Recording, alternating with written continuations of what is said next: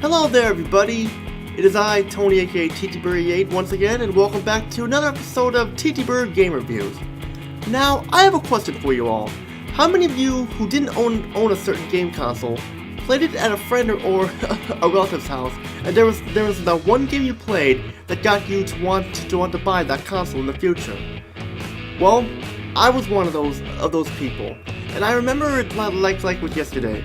I was about 9 years old, and this was on Thanksgiving in the year 1997. My cousin was playing the game that I'm going to talk about, and I enjoyed it a lot. I mean, sure, I was really bad at the game, but I didn't care. I was having fun with it. And this is when I first realized that the PlayStation was a CD-based console. And when I saw that the games were on a CD, and I was like, whoa, cool. The game's on a CD and not a cartridge like Nintendo 64. This is awesome. And ever since then, and then like about a few months later, well, essentially 5 months later, back in March, that's when we got our first PlayStation console. And this game that I'm talking about is one of the first games I got for it. And this is actually going to be a two-part series. I'm going to first talk about the first game, and then talk about its sequel. And that series that I'm going to be talking about today is the Croc series. Part 1 will cover Croc, Legend of the Gobbos, and Part 2 will cover Croc 2. Now, let's get started with talking about the original Croc that was released in 1997 for the PlayStation, PC, and Sega Saturn. We'll be talking about the PlayStation version, obviously, but let's get started here. And I will admit that I did hear of Croc in the commercials and stuff like that, but I did not know how much fun it would be until I actually played it. I knew that it was a 3D platformer, and I was happy about that because I was a big fan of games like Super Mario 64 and stuff, and I was like, I was waiting for like the play, and I was hoping that the PlayStation would have a 3D platform like this, and the end result is a good game, but it does have some problems and such that I'll get to later on. But now, getting everything out of the way, like usual, the best way to start an episode of TTBurger Game Reviews is talking about the story. And the story here goes like this. The story takes place on this grassy volcano island, which is home of the Gobbos, these orange furry like creatures that live life having fun. One day, the king of all the Gobbos finds this little crib in the water, and they find it, and they realize that it is a little baby crocodile who's our main protagonist, Croc. They train him to walk and jump and play, and then, out of nowhere, he grows taller.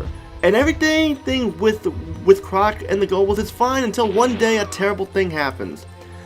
A ruler named Baron Dante comes to the grassy volcano island to cause trouble, inflicts havoc on the island, and captures the king of the Gobbos, and it's up for Croc to find the king, rescue him, and defeat Baron Dante for good. And that's the gist of the story. I didn't really pay too much attention to the story when I was younger and stuff like that, because the story was basically there just to keep the game going. And I feel like that back then a lot of platformers didn't have a type of story like this to move the game along, and that's basically what it is. It's a story that moves the game along, and it works. And when I first got the game, I was impressed by the presentation and stuff. I mean, the graphics are really nice here. I mean, they still hold up to this day, and like, I mean, they still look nice in 3D, even though like it's well past its time. But the graphics for its time, around 1997, look awesome. I don't know how the PC and the Sega Saturn version are like, but Croc, Legend of the Gobbos really did well for a PlayStation for a PlayStation game here. And I will admit right now that the frame rate is also really nice. There were a couple times where it slowed down, but you won't notice it that much at all. And there's no CG cutscenes or anything like that. It's basically all in game, and it runs very smoothly for the most part. Like I said, maybe a couple slowdown here and there, but it runs very smoothly for the most part. For the sound, there's no voice acting, which was fine because like the game like this doesn't need voice acting because you pretty much know what the story was like. So you didn't really need 50,000 lines of dialogue to try and get you to understand what the story was about, and I like that. And of course, like the best part about the sound has to be the music. I mean, I did not expect the music to be this catchy, especially the music for the first world and the first level, to be exact, to be this awesome and catchy. It's still one of the best songs in a video game. And hell, since I'm such a nice guy, here's a link to the playlist of the songs for the first Croc, and go ahead and check out some of the music. It's really catchy, especially, like I said, the first level and like the first world theme and stuff. But now getting into the gameplay, it's very simple. It's a 3D platform, but like I said, it has some problems that prevent it from being perfect, but I'll get to the good parts first. And of course, like you hear, it's basically a 3D platform like Super Mario 64 and Crash Bandicoot and stuff. And you're basically going around collecting gems, rescuing the Gobbos, and trying to get a high score, and collecting color gems to open the gem doors and such. And which means like you need to find 5 colored gems to open a special gem door to because it's basically kind of like bonus level and stuff. The game also has some similarities to the original Sonic the Hedgehog games, where for example, the health system. Like in the classic Sonic the Hedgehog games, every time you got hit, you would lose rings. If you didn't have any rings, you would die. Here in Croc, if whenever you get hit, you lose gems, and if you don't have any gems with you, you die. And I always found that kind of cool how they kind of like had similar, how it kind of has references like stuff like that from like past games and stuff, and put into a 3D platformer. To me, I thought that was really cool. You won't lose the color gems for the gem doors and stuff like that, but even if you do have them and you get hit, you're dead. And that's pretty much the gist of the game. The controls are great, but just that there are times where the controls can be stiff. But then again, this was a 90s platformer, so you were able to get away with it back then. The variety of the levels definitely make the game really enjoyable. You got the grassy volcano island, you got like the snow world, you got the ancient Egyptian theme, the castle world and stuff, and so on and so on. And the game is actually not too short and not too long either. It's a decent lengthy game. You can pretty much beat the game in about 3-4 hours, depending on how good you are at 3D platformers. And now that I got the good parts out of the way for most, but now I gotta talk about the things that really affect this game. First off, the camera is bad. You can't control the camera at all. The camera moves whenever you turn Croc and such, and this is a pain in the neck. It's probably the main complaint I have with this game. And when the camera turns because when you turn Croc, it can actually get you killed, or you'll miss a ledge and stuff like that. It just really affects it. I mean, it would have been nice if you were able to use the L1 or R1 button to rotate the camera manually on your own, but unfortunately that's not the case here. And also for the fact that another complaint I have about the game is that it's very hard to find extra lives. I'm sure you see that I have, like, in my gameplay, I have about like 20 some lives and stuff like that. But the thing is, like, I'm not using cheat codes or anything like that. I had to keep going back to the secret area of the first level to keep looking, to keep getting extra lives, because it was very hard to find extra lives throughout the game, except for that first level. And thank God I knew about the little secret area, otherwise I'd be stuck. And it would take me forever to try and get more lives and such. Because the main default number of lives you start with is 2, so I had to keep going restocking lives and stuff. But it's not a chore, but still, it's kind of a pain in the neck where you have to keep going back to the first level that you've already beaten, and I shouldn't have to do that. You shouldn't have to do that. They should have been able to give you more lives. Sure, when you get like a maximum of 100 gems, you get an extra life as well, but still, yeah, not really too exciting there, but what can you do?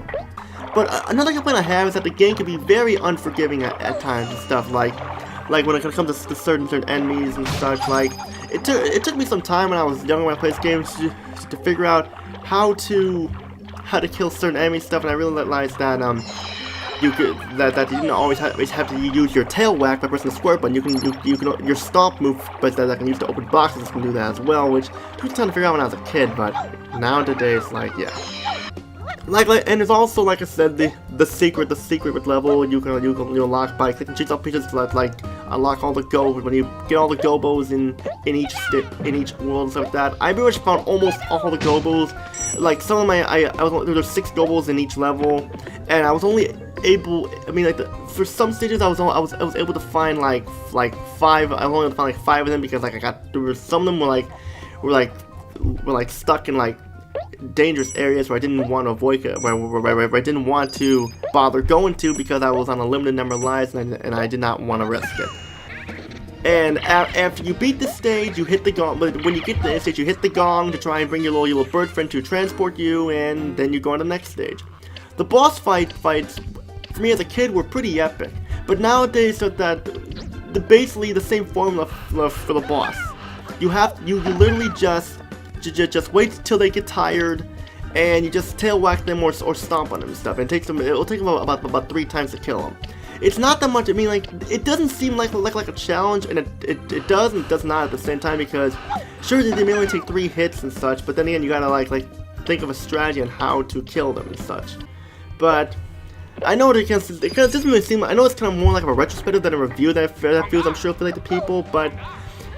This game here is what got me to want to get a PlayStation. I mean, it's not the best 3D platform ever. Like I had some of the problems I had with the game, but this game was actually.